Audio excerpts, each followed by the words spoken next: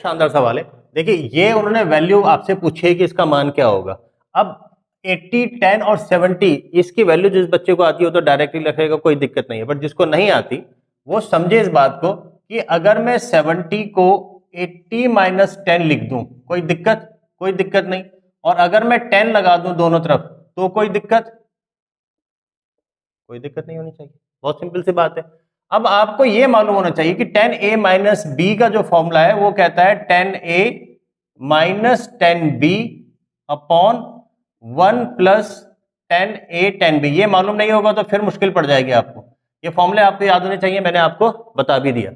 उसके बाद में अगर आप देखें तो ये लिखा हुआ है 1080 माइनस 10, इसको मैं 70 को इस तरफ ले जाऊं तो ये हो जाएगा 1070। ये वैल्यू जब इस तरफ जाएगी तो हो जाएगी 1 प्लस 1080। अब ध्यान देना, ये जो 10 लिखा हुआ है इसको आप लिख सकते हैं 1090 माइनस 80, और 1090 माइनस थीटा हो जाएगा कॉट थीटा, यानी कि ये वैल्यू हो जाएगी कॉट 80। अब ये वैल्यू 1 के बराबर हो जाएगी, सब समझते हैं आप? तो ये हो जाएगा 2 आपका रिक्वायर्ड आंसर हो जाएगा जो आपको चाहिए। क्या आप समझ गए? क्लियर?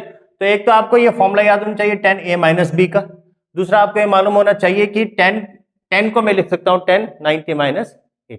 समझ गए? धन्यवाद आप।